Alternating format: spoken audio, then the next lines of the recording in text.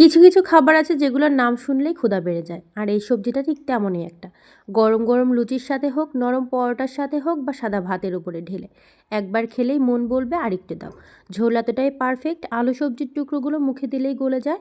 আজ দেখাবো একদম ঘরোয়া স্টাইলে সহজ কিন্তু অসম্ভব মজার এই সবজি রান্না। ভিডিওটা শেষ পর্যন্ত দেখুন, কারণ এটা বানালে আপনার ঘরে সবাই বলবে এটা আবার কবে রান্না হবে।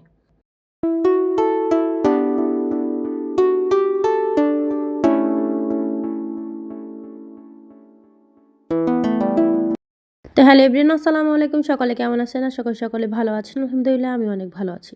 শীতের মৌসুমে তো সবজি ছাড়া চলেই না। তো আমি এখানে নিয়েছি কয়েক প্রকার সবজি। নিয়েছি ফুলকপি, ওলকপি, নিয়েছি বেগুন, আলু, লাউ, ধনিয়া পাতা সহ আর কয়েক রকমের সবজি। আপনারা আপনাদের পছন্দ মতো সবজি নিয়ে নেবেন। তো আমি এখানে ফুলকপিটা প্রথমে কেটে নেব। বেশি করে বড় করে কাটবো না। অনেক সময় দেখা যায় সবজিতে অনেক বড় বড় করে সবজি দেয়, বাট আমি যখন বাসায় এরকম করে সবজি রান্না করি সবসময় একদম ছোট ছোট করে সবজিগুলো কাটি। এখানে আমি ফুলকপিটা কেটে নিয়েছি। এখানে আমি বেগুনটাও কেটে নেব। অল্প সব কিছু আমি একদম অল্প অল্প করে দিচ্ছি, কারণ দেখা যায় যে যখন সব কিছু দেওয়া হয়ে যায় দেখা যায় অল্প অল্প করে দিলেও শেষে দেখা যায় অনেক হয়েছে। তো আমি এখানে চেষ্টা করেছি একটা বা হাফ করে করে দেওয়ার চেষ্টা করেছি। দেওয়ার মধ্যে এখানে ফুলকপি এবং আলুটা একটু বেশি দিয়েছি, তাছাড়া সব কিছু একদম কম কম করে দিয়েছি। তো যারা অনেকে আছে সবজিতে সিম পছন্দ করে না, তারা সিমটা স্কিপ করে যাবেন। তবে আমি যে প্রসেসটা দেখাবো আজকে সবজি রান্নার, যদি এই সেম প্রসেসে যদি আপনারা সবজি রান্না করেন তাহলে দেখবেন যে বাসার সবাই আপনাকে সবজি খাওয়ার জন্য, মানে শীত আসলে বা এমনি মৌসুমে দেখবে আপনার কাছে সবজিটা ভীষণ করে আবদার করবে। তো আমার সবজিগুলো এরকম আমি আমি কিন্তু লাউয়ের সবসময় বিচিগুলো ফেলে দিয়ে নিই। আপনারা চেষ্টা করবেন লাউয়ের বিচি ছাড়িয়ে তারপরে রান্না করার। তো আমি আলুটাও কেটে নেব। তো যারা আমার ভিডিও দেখেন তাদেরকে একটা কথা বলে নিতে চাই, তারা অবশ্যই আমার চ্যানেলটিকে সাবস্ক্রাইব করবেন এবং পাশে থাকা বেল আইকনে চাপ দিবেন, যাতে করে নতুন নতুন ভিডিও আপলোড করার সাথে সাথে ভিডিও দেখতে পারেন। আর অনেকে আছেন যারা ভিডিও দেখেন কিন্তু কোনো প্রকার লাইক কমেন্ট করে না, প্লিজ একটা করে লাইক এবং একটা করে কমেন্ট করে যাবেন। তাছাড়া দেখা যায় যে একটা লাইক এবং একটা কমেন্ট করলে তো অনেক ক্ষতি হয়ে যায় না, একটা ভিডিও বানাতে অনেক বেশি সময় নষ্ট হয়, অনেক পরিশ্রম হয় অনেক পরিমাণে। তো এখানে আমি আগে সবজিগুলো পরিষ্কার করে কেটে নেব। কেটে নিয়েছি। এখানে আমি চেষ্টা করব, আমি টমেটোটা আমার ছিল না বলে আমি একদম অল্প দিয়েছি।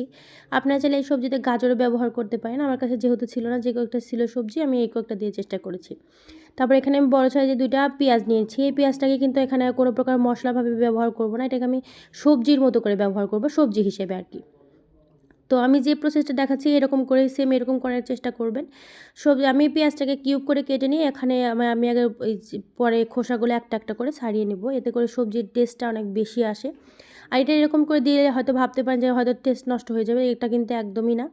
এবার আমি নিয়ে নিয়েছি এখানে একটু সামান্য একটু মুসুরির ডাউল নিয়েছি। আপনারা চাইলে এখানে মাসকলাইর ডাউলও দিতে পারেন। দিয়ে আমি এটাকে সুন্দর করে একটু ভিজিয়ে কিছুক্ষণ রেখে দেবো। রেখে দিয়ে এখানে আমি সবজিগুলো প্রথমে এখানে দিয়েছি আলু, লাউ এবং পেঁয়াজটা কিছুক্ষণ, এখানে কিন্তু কোনো প্রকার মশলা আগে দিতে যাবেন না। আমি লবণ দিয়ে প্রথমে আগে কিছুক্ষণ কষিয়ে নেব। দিয়েছি ঝাল পরিমাণে কাঁচামরিচ এবং দিয়েছি তেজপাতা, এলাচ, লবঙ্গ যা থাকে যত রকমের মশলা সবগুলো আমি দিয়ে নিয়েছি। একটু যখন দেখবেন হালকা একটু ভাজা ভাজা বা সিদ্ধ হয়ে এসেছে, ওই মুহূর্তে নরম যে সবজিগুলো যেমন ফুলকপি, তারপর হচ্ছে বেগুন, সিম, যেগুলো নরম নরম আর কি, ওগুলো আমি পরে দিয়ে নিয়েছি। এভাবে কিন্তু পর্যায়ক্রমে দিয়ে নেবেন, একবারে কিন্তু সব দিতে যাবে না, এতে করে কিছু কিছু সবজি আছে একদম গলে যাবে, আবার কিছু কিছু দেখবেন যে সিদ্ধ হবে না।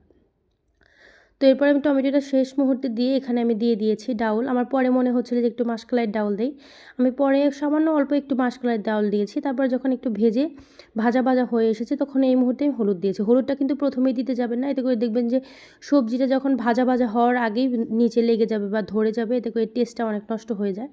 তো এরপরে আমি এখানে দিয়ে দিয়েছি পানি, যাতে করে পর্যাপ্ত সিদ্ধ হওয়ার জন্য আমি একটু পানিটা একটু বেশি ব্যবহার করেছি। এটা কিন্তু ফাইনাল কুক না, যার কারণে এখানে কোনো প্রকার মশলা ব্যবহার করা হয়নি।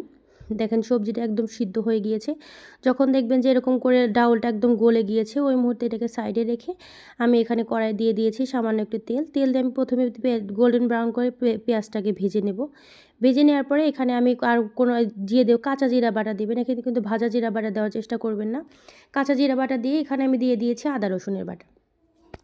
আদা রসুনের বাটা যখন গন্ধটা ছেড়ে দিয়েছে, তেলটা ছেড়ে দিয়েছে, তখন আমি এখানে আগে থেকে সিদ্ধ করা যে সবজিটা সেটা দিয়ে দিয়েছি। দিয়ে দেওয়ার পরে এখানে আমি আবার কয়েকটা কাঁচামরিচ আবার মাঝখান থেকে ভেঙে উপর দিয়ে ছড়িয়ে দিয়েছি, যাতে এতে করে স্মেলটা খুব সুন্দর আসে। তারপর একটু ধনিয়া পাতা এবং একটু গরম মশলা দিয়ে এটা ঢাকা দিয়ে রেখে দেবো। তো সবজিটা হয়ে গিয়েছে, আপনাদের দেখিয়ে দিচ্ছি। এইরকম করে সবজি যদি একদম বাসায় বানিয়ে খেতে পারেন, দেখবেন বাসায় সবাই একদম এই রেসিপির জন্য যাকেই খাওয়াবেন দেখবেন আপনার পেছনের রেসিপির জন্য ঘুরঘুর করবে। তো অবশ্যই এই বাসায় একবার এরকম করে সবজি রান্না করে খাবে। কে কীভাবে সবজি রান্না করেন এটা অবশ্যই কমেন্ট করে জানাবেন। আমি যখন বাসায় সবজি করি সবসময় এরকম করেই করি। যদি এরকম করে থাকেন তাহলে সেটা কমেন্ট করে জানাবেন। আর যদি না করে থাকেন তাহলে অবশ্যই বাসায় এরকম করে একবার সবজি ট্রাই করে দেখবেন। দেখবেন সবাই অনেক বেশি পছন্দ করবে। আর আজকে আরেকটা কথা বলি, অবশ্যই আমার চ্যানেলটাকে সাবস্ক্রাইব করে দিবেন এবং একটা লাইক এবং একটা কমেন্ট করে দিবেন। তো আজকে আর বেশি ভিডিও বেশি বড় করব না। আজকের মতো বিদায় নিচ্ছি। সকলে ভালো থাকবেন, সুস্থ থাকবেন। দেখা হবে আরও একটা ভিডিও নিয়ে। আসসালামু আলাইকুম।